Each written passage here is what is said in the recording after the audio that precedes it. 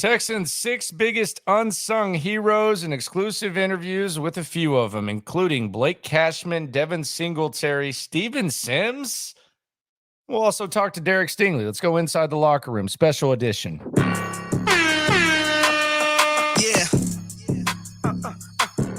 Yeah. It's the locker room on YouTube.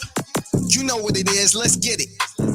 Hey, locker room. Yeah, we in the locker room.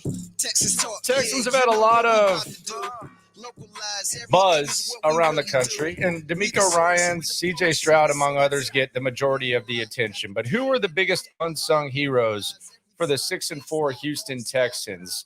I have selected an unsung hero for each win the Texans have at this point in the season. It is the Locker Room, number one source for Texans daily digital content. I'm Landry Locker. You can hear me Monday through Friday, 10 to 2 Central on Sports Radio 610 and the Odyssey app. We get exclusive interviews on the radio, caught up with some players in the locker room after Sunday's game. We'll hear from them. Be sure to subscribe, like, right along. It is the best place to get the pulse of what's going on with the Texans. Let's start the countdown, though. The number 6 unsung hero. And some of these will come in groups / stables, little wrestling terminology. Number 6, the centers. CJ Stroud in his rookie career has had, I think, 5 different centers. Started out with Quessenberry. He had Juice Scruggs at one point.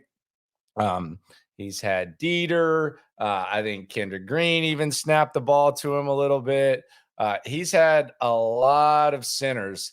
CJ Stroud, and CJ Stroud has been able to get the job done. There's only been one bad snap on the season. Don't talk about the centers a lot. Quite frankly, don't want to make a habit out of it. I'm not an in the trenches breakdown type of guy. But unsung hero number 6, the group of centers. Unsung hero number 5, the NMU DBs. And by NMU, I mean next man up.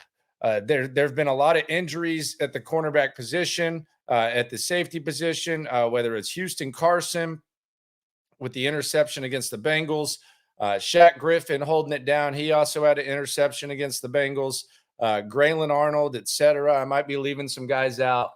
When DeMeco Ryans says next man up, and every coach says it, you take it with kind of a grain of salt at times, because the reality is the next man is the next man for a reason. And when he's up, he doesn't come through. But on this team, whether it's the centers or the DBs, they've come through. And that's why the DBs come in at number 5.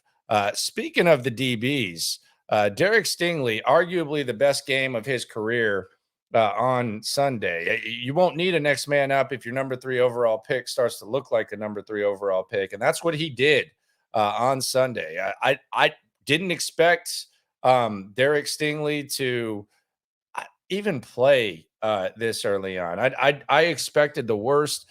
He came back last week, a surprise activation on Wednesday. They opened up the window. Then he was activated, limited then. But in this game, he had the big tackle on 4th down, the big interception. And I got to ask Derek Stingley in the locker room if that was the best game of his career. Here's what he had to say. Oh, yeah. That's the major divisional. Yeah. That was, yeah. Mm-hmm. You think that's look how happy he is, man. You can tell he's happy to be back. the best game of your young career? I mean, I say it's definitely a step in the right direction. Still got a lot to clean up, so once I get that taken care of, we'll be good. Still got a lot to clean up, huh? Well, if that is just a sign of things to come, I think people are going to be very, very pleased. But salute to the DBs for holding it down for him. He was fantastic the other day, and if you can keep that going, more power to him. Which brings us to unsung hero number 4, Steven Nelson. Look, Steven Nelson, we had some fun with him in the offseason. He's an entertaining guy. But what Steven Nelson has been through it all, he's been professional, and quite frankly, he's been the best corner on this team. Steven Nelson last week, he busted his ass to get on the field, even in limited duty in Cincinnati. In training camp, he was the best corner on the team. He's been consistent. He's been there. He's been a leader. CJ's spoken on it. All of his teammates have spoken on it. Steven Nelson, number 4, can't give him enough flowers. I think he deserves all the credit in the world, all the love in the world, all the props in the world. I don't know whether Steven Nelson is going to be a part of this thing after this season, but when it comes to the 2023 Houston Texans, they're not where they're at without Steven Nelson, and he deserves a hell of a lot of credit. So he comes in at number 4. Number 3, Devin Singletary. And when the Texans brought in Devin Singletary, I thought, this guy might end up splitting carries with Dameon Pierce. We actually had a video. Could Dameon Pierce be the backup running back for the Texans? At the time, it wasn't met quite favorably among Texans fans, and I have no problem with that because Dameon Pierce had a good season last year, and Devin Singletary has been a guy who, he's kind of been in that mix in Buffalo where they're struggling to run the ball, and they didn't really want him. But with what we've seen from Devin Singletary the last couple of weeks, he might not only be the best back on the team, and I don't even know if that's debatable at this point. He might add an element that we didn't even think the Texans possessed. Offensive line starting to get some continuity. I think that deserves a lot of credit. They're blocking better. They're also, let's be real, facing some crappy-ass run defenses. But the way in which he's running, the way in which he's moving, and the way in which he's feeling himself, if this is what you're going to get from Devin Singletary, it's going to add a whole new element to this team to where the short-term ceiling could be even higher than we hope. We start talking playoffs. You're talking about winning a playoff game if this can go. And then who knows how Pierce fits into it. Caught up with Devin Singletary in the locker room. This is a one-on-one with Devin Singletary, the number 3 unsung hero, talking about where his mindset is, his current role, and what it's like, the feeling in the locker room right now compared to what it was in Buffalo the last few years when it was basically Super Bowl or bust. Here is my conversation with Texans running back and unsung hero number 3, Devin Singletary. Following up on the AFC South Player of the Week, man, how do you feel about your performance on the follow-up? Yeah, I feel pretty good. Anytime you can get 100 yards, we doing something right. So it feels good, bro. So we around here, it's been a little bit different vibe from you in Buffalo and stuff. What's the vibe like now? Because we're down the final stretch, and you've been in some stretches where you have big aspirations. What's the difference in the vibe from like where you were at Buffalo, where you're talking Super Bowl or bust, and now like is it a similar vibe? Is it different? What's this like? Because we don't know. Yeah, I think everybody's goal is to try to make it to that final game. But over here, we just taking it one game at a time. We know what we want to be, but all you can do is take it 1 week at a time, 1 game at a time. And you know what our mission is. But like I'm saying, we're taking it 1 game at a time. That's all you can do. Do you feel like you are growing 1 game at a time? Like, are you satisfied with like from where you are now to last week and at the start? Of course. That's the name of the game. If good or bad, you got to keep finding ways to get better. You know what I'm saying? And that's what we've been able to do. How do you approach the Jacksonville game now? We can obviously talk about it now. Yeah. Division on the line, you beat them already. How you feeling heading into Jacksonville? On to Jacksonville, yeah. I guess they say. Man, it's gonna be a good one. It's gonna be a dogfight. Them guys gonna come in and play.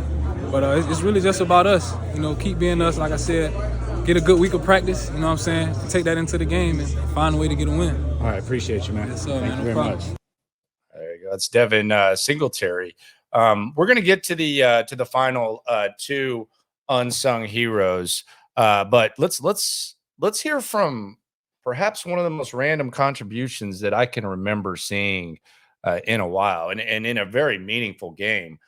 Steven Sims. I saw Steven Sims back there returning punts. I had to say, "Wow, is that Steven Sims? There's a Steven Sims sighting." And then he made a big play on offense. That is the epitome of next man up. It's one thing for a guy who's consistently on the roster to contribute in a game, and I'm not trying to minimize that. We've obviously praised that earlier on, but Steven Sims, a little contribution from him, a little feel-good story.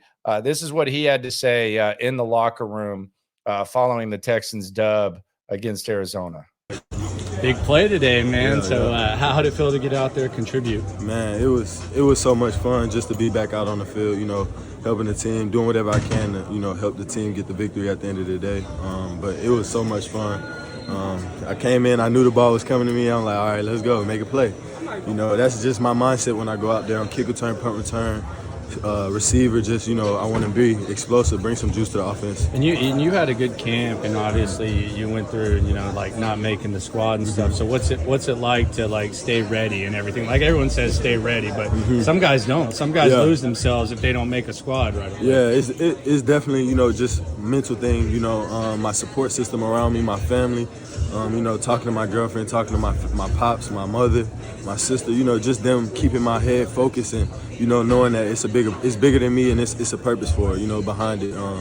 It was crazy. I spoke with my mom Wednesday. We had to talk about it. And I was just like, Mom, this is tough. I want that opportunity to go out and play. And the next day, I was called up. So it's a blessing, and God works in mysterious ways. That's what my mom always tells me. So have you had an opportunity to look at the phone? How many? No, a lot more texts. You haven't had it yet. But I've been there before. You know what I mean? So it's nothing new. I need the opportunity to get out there to showcase what I can do and what I can bring to the team, and hopefully I stay up. Did you have an opportunity to talk to CJ or anything? I know he's kind of like looked at as kind of a leader. Did he say anything to you at all before this? Everybody just happy for me, telling me I'm deserving of it. And, they were excited for me to be out there today with them, and they were proud of me. So that meant a lot. That meant everything to me. Just the guys around me, uplifting me every day, and just I'm going to work hard every day. All right, enjoy it, man. Appreciate you. Man. Appreciate you. All right, bro. Yes, appreciate you. There you go, Steven Sims. I'm happy for that guy, man. And that's got to be tough. You work your ass off. You feel you can contribute. I mean, he looked good in camp. Just you come into a situation where it's a crowded wide receiver room. You don't make the squad, but you stay ready. And then not only are you active, you're making plays. You're controlling the fate of the squad when you're the punt returner. And then you have that swing pass, and you can't help but be happy for guys like that. It is the Locker Room, #1 source for Texans daily digital content. I'm Landry Locker. Be sure to subscribe, right along. #2 unsung hero, I'm going to go with Blake Cashman.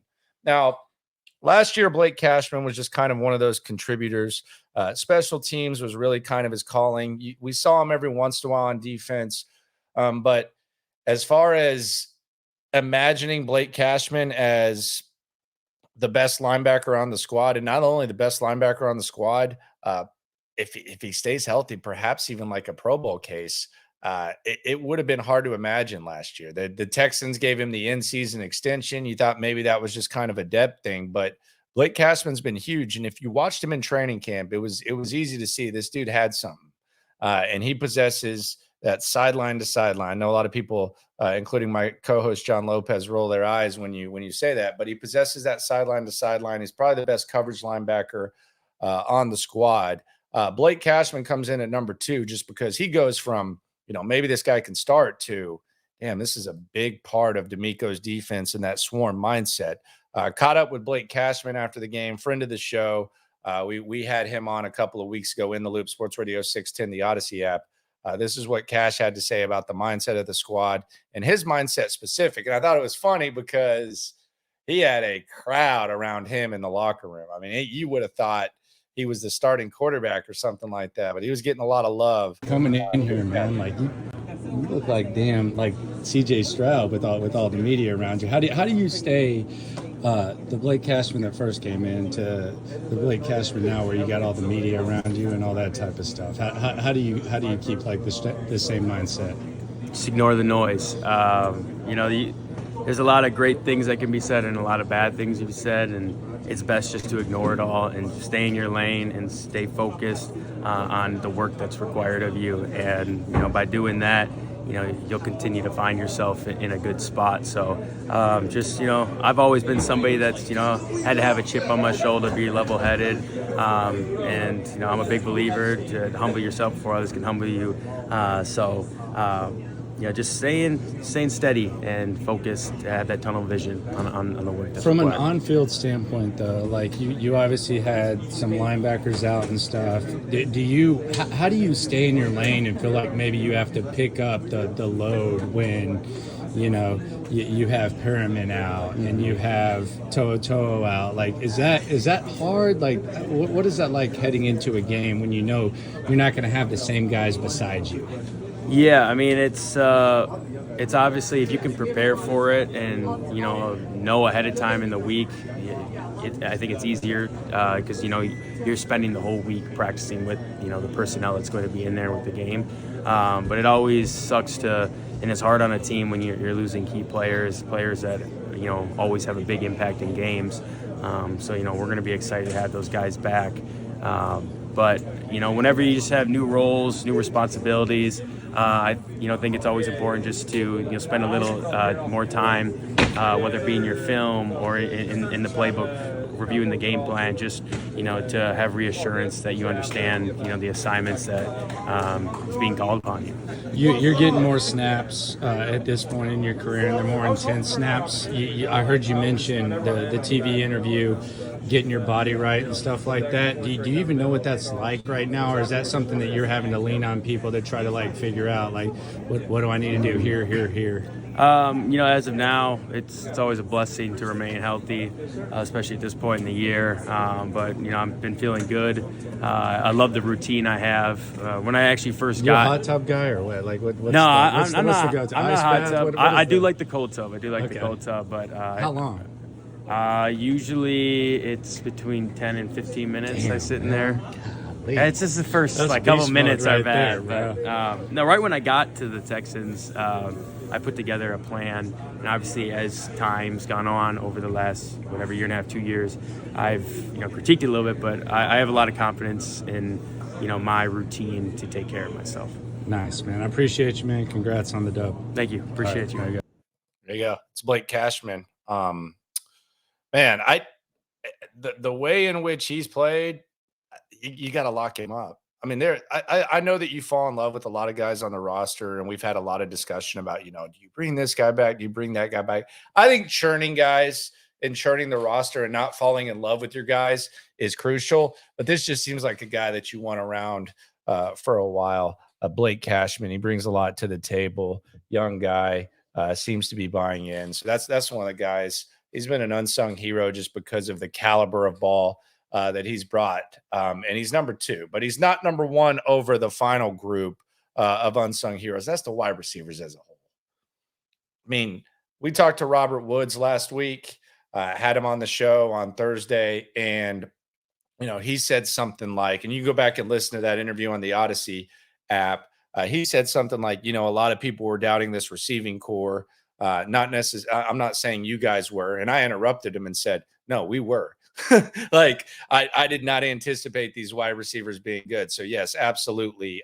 You can throw me in that group. I did not anticipate this wide receiver group doing what they're doing, where there's been weeks where Woods has been the best guy. There's been stretches where Noah Brown's been the best guy. There's been stretches where Nico's been the best guy. There's been stretches where Tank Dell's been the best guy.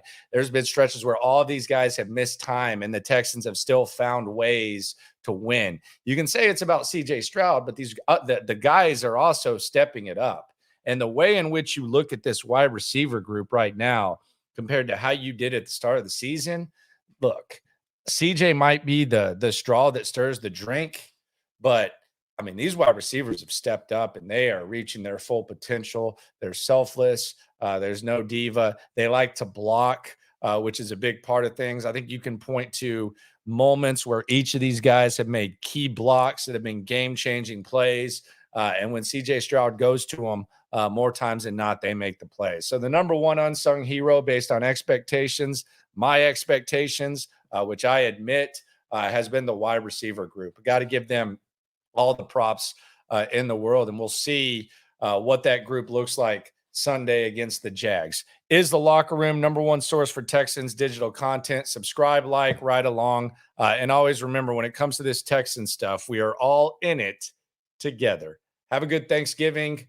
Tomorrow I'll drop a video on Thanksgiving, but thanks for coming through. Yeah, you know what we about to do. Localize every angle's what we really do. We the source, we the pulse of the city too.